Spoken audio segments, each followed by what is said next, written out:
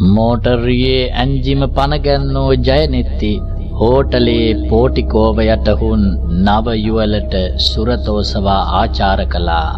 ඔහු යලිත් වරක් තමා දෙස බලා මොනවාදෝ කියන්නට තැත් කරන අයුරුදුටු මනාලිය සිනාසී බිම් බලාගත්තා. නව යුවලට සුබ පැතූ ඔහු හෝටලේ අසල වූ වතුර මල වටා රවුමක් කැරකී රිය පාරට දැම්මා. පාරේ මිනිස් පුලුටක්වත් පෙනෙන්නට නැහැ. ඉඳ හිට පාර අයිනේ දක්නට ලැබෙන තඩාවතේ යන බල්ලන්ගේ දිනෙත් විදුලි පහන් එළියට වීදුරු බෝලමෙන් දිලිසෙන අයුරු පෙනුණා. හිරිකඩ පින්න මුසු සීතල සුළං රැල් කඳුකරය හරහා හෝ හඬ නංවමින් හමා ගියා. සුරතින් සුක්කාන මහසුරුවන ගමන්ම අනෙක් අතින් හිස වටා උතාගෙන තිබූ මප්ලරය තද කරගත් ජයනෙත්ති පපුව පිරී යන ලෙස හුස්මක් අරිමින් අසුනේ හරිබරි ගැසුණා. රථය වටවංගු වලින් ගහන පාළු මංකඩ ඔස්සේ ණයකුසේ ඉදිරියට ඇදමින් තිබුණා. මොහොතකට පෙර පැවති වැස්ස දැන් නතර වී යතත් සැඩ සුළං පහර තවමත් නතර නොවුනාසේමයි. මේ කරුමක්කාර වැස්ස නොතිබෙන්නට දැන් තමා අවිස්සාවේලටත් කිට්ටු කර ඇතැයි සිතූ ඔහු ස්විච් බෝඩේ වූ ඔරලෝසුව දෙස බැලුවා. විලාවර 11ට ආසන්න වෙමින් තිබුණා. අද සවස තමාට අවිස්සාවේල්ලේ සිට නුවරඑළියට පැමිණීම සඳහා පැය 3-4ක පමණ කාලයක් ගත වූ බව මතකයට නැගෙත්ම ඔහුගේ හිතට විජය කෙරෙහි සියුම් කෝපයක් ගලා ආවා. රථය පැයට සැතපුම් 30 වේගයේ ඉක්මවන හැම වතාවකම ජයේ හෙමින් යමුයි කියමින් ඔහු තමාගේ වේගය බාල කළ අයුරු ඔහුට මතක් වුණා. මනාලියත් සමග මදු සමය ගත කිරීමට යන ගමන නිසා එක් අතකට විජේරත්නගේ ක්‍රියාව නිවැරදියයිද ඒ සමගම ඔහුට හිතුණා. රථය ඉතා අමාරුවෙන් ප්‍රපාතයේ අසලට ගත් ඔහු ඉදිරියෙන් නා ලොරියට මග ඉඩ දුන්නා. කොළඹ සිට බඩු පටවාගෙන ඉහළට නැගුණු එම ලොරි කබලේ ගියර් මාරු කරන හඬ දත් හිරිවට්ටමින් ඇසුණා. ඈත කඳු මුදුනක පිහිටි තේකම් මලකින් නික්මුණු විදුලි එළියට ඔහුගේ දෙනෙත් ගිනි කන වැටුණා.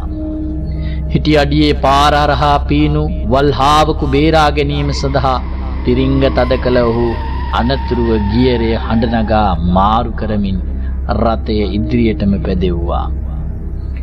රියේ ඇන්ජිමෙන් කිසියම් නුහුරු හඬක් නික්මෙන්නාක් මෙන් ඒ සමගම ඔහුට දැනුණා.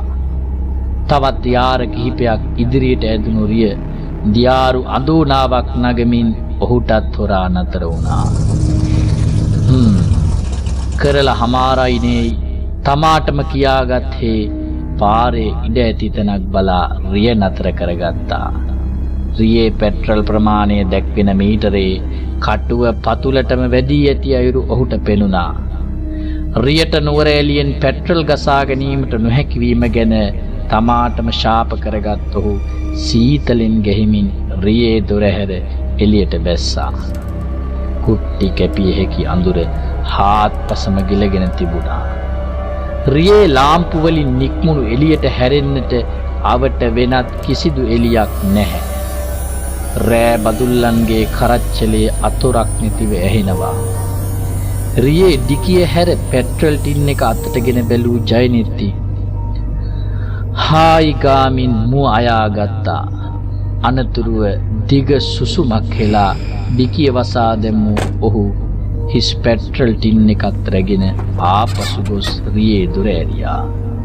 දැන් නම් ඉතින් හෙට එළිවෙනතුරු මදුරුවන් තලතලා මෙතන තැපීමට සිදුවන බව සහතිකයි. සීතල සුළං රැල්ලෙන් ගැලවීම සඳහා වීදුරුව ඉහළට ඔසවාගත් ඔහු වමතේ වූ ඔරලෝසුව දෙස බැලුවා. වේලාව රාත්‍රී 12ටත් ආසන්න වෙමින් තිබුණා.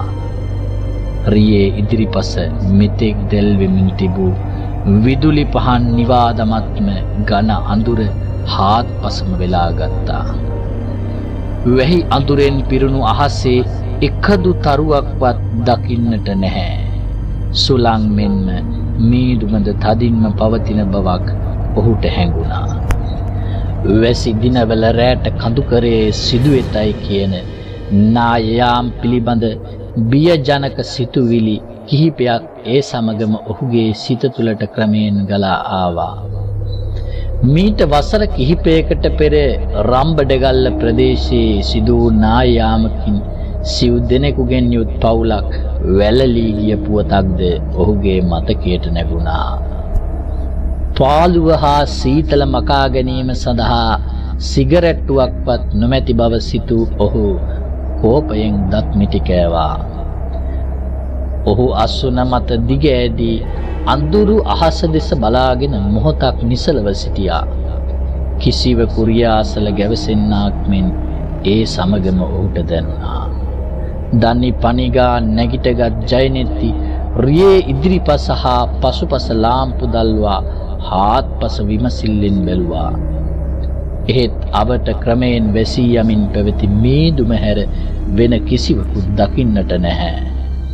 නිකමටමෙන් කිහිප වරක්ම රියේ නලාව හැඬ වූ ඔහු යලිත් විදුලි පහන් නිවා දැමුවා.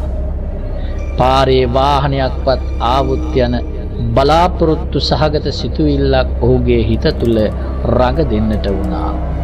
එහෙත් මේ මහරෑ කඳුකර දුර්ග මාර්ගවල වාහන ගමන් නොකරන බවද ඒ සමගම ඔහුගේ මතකයට නැගුණා. උන්හිටි ගමන් පසුපසින් එන වාහනයක හඬක් ඇසුණු ඔහු යලිත් රියේ පැතිලාම්පු දල්වා විමසිලිමත් වුණා. එවර නම් මෙන්නේ මොකක් නමුත් වාහනයක් බව ඔහුට සහතිකයි. දනිපනිගා නැගිටගත්තේ රියේ දොර ඇරගෙන සීතලේ වෙවුලමින් එළියට බැස්සා. කඳුකරය අරහා තද සීතල සුළං රැල්ලක් හමා යමින් තිබුණා. වැහි අඳුරෙන් බර අහසෙහි එකදු තරුවක් හෝ දකින්නට නොතිබුණා. දුබල එළියක් විහිදුවමින් ඉදිරියට එන කබල් මොටෝරිය දුටු ජයනෙත්ති හිස් පෙට්‍රල් ටින් එක වමතටගෙන හෝව් හෝව් කියමින් සුරතම පෑවා. ඔහු හුන් තැන පසු කරගෙන අඩි කිහිපයක් ඉදිරියට ඇදුණු කබල් චවලට් රථය හොල්මනක් මෙන් නතර වුණා. එමරියේ එක් සකුරෙන් වූ අංකය තමරියේ එළියෙන් ඔහුට පැහැදිලිවම පෙනුණා. හේ දුවගොස් එම වාහනය තුලට ඉබී බැලුවා. එමරිය පදවාගෙන කැහැටු සුද්දා තමා දෙස ඔරවා බලන අයුරු දුටු ඔහු තමාගේ රියේ පෙට්‍රල් අවසන් වී ඇති බැවින් ළඟම ඇති පෙට්‍රල් ගබඩාව අසලට යාමට උපකාර කරන්නයි ඉංග්‍රීසියෙන් කීවා. ගල් රුවක් ලෙස නිසලව බලා සිටි සුද්දා අනතුරුව කිසියම් සංඥාවක් කරමින් රියේ ඉදිරිපස දොර විවෘත කළා. පාරායිනේ නතර කර තිබූ තම රිය දෙස බැලූ ජයනෙත්ති වහා ගොස් සුද්දාගේ රථයේ හිඳගත්තා. වසර 100 ගණනක් පැරණි බිම්ගයක ඇතුළත පවතින වැනි පාළු ගඳක් ඔහුගේ නහයට දැනුණා. රිය ගොර ගොරගාමින් අඩ අඳුරේම ඉදිරියට ඇදුනා. තමා හිඳගත් ආසනයේද තෙත බරියම් වී ඇති බවක් දැනුණ ඔහු රථයේ හාත්පසම දෙනිත් යවා බැලුවා. එහෙත් රිය තුල කිසිදු එළියක් නොතිබූ බැවින් රථය වසර 30-40ක් පමණ පැරණි එකක් බව හැර ඔහුට වෙනත් කිසිවක් වටහාගත නොහැකි වුණා. පාළුව මකා ගැනීම පිණිස සුද්දා කතාවට අල්ලා ගැනීමට සිතූ ජයනෙත්ති මේ ක්ලබ් එකට ගිහින් එන ගමන් දැයි නිකමට මෙන් ඇසුවා. ඊට කිසිවක් නොකී සුද්දා සිල්රුවක් මෙන් නිහඬව රිය පැදවුවා. අර ඉවසිය නොහැකි පාළු ගඳ යලිත් ඔහුගේ නැහැේ හාරාගෙන යනු දැනුණා. සුද්දාගේ දැඩි නිහඬතාවයෙන් විමතියටපත් ජයනෙත්ති පෙට්‍රල් ගැලුම තම දෙපයට තද කරගෙන තදින් හුස්මක් ඉහළට ඇද්දා. මොහොතකින් කිසිවෙකුගේ සීතල දෑතක් තමාගේ ගෙල පෙදෙසේ ස්පර්ශ වනු දැනුණු හෙතෙම තිගැස්සී පසුපස බැලුවා. ඒ දැඩි අඳුර හැර වෙනත් කිසිවෙකු රිය තුල දක්නට නොවුණා. කිසියම් සීතල දියරක් තමා වාඩි වී සිටි අසුන දිගේ ගලා යන අයුරු දැනුණු ඔහු එක්වරම හුනස්නින් නැගිටීමට තැත් කරමින් තමා අසලරිය පදවමින් හුන් සුද්දා දෙස බැලුවා. මොහොතකින් තමාගේ ඇඟ හිරිවැටි යන්නක් මෙන් ඔහුට දැනුණා. මෙතෙක් වේලා ඔහු අසල වුන් සුද්දා වෙනුවට හිස සිඳින ලද මල සිරුරක් මහ අඳුර අතරින් දිස්සුණා. ඒ සමගම තමා මරහඬ නගමින් රියෙන් පැනීමට තැත් කළ බවක් ඔහුට යන්තමින් මතකයි. පසුදා උදෑසන තේවත්තේ වැඩට යන කාන්තාවන් පිරිසක් විසින් සොයා ගන්නා ලද නාහෙන් කටින් ලේ දමාගෙන සිහිසන් නොමැතිව වැටී සිටි ජයනිත්තිට යලිත් පියවි සිහිය ලැබෙන විට දින කිහිපයක්ම ඉක්ම ගොස් තිබුණා. ඔය අර මගදී හොරු මරං කාපු සුද්දගේ අවතාරෙනි පුදුමයි වේරිච්ච එක. ඔය කාර් එකට ගොඩ වෙච්ච කීප දෙනෙක්ම දැන් වලපල්ලේ රෝහල් සේවකයින් කිහිප දෙනෙකු මුණුමුණු ගාමින් කියනවුරු ඔහුට ඇසී ඇත්තේ යන්තමින් වගේ.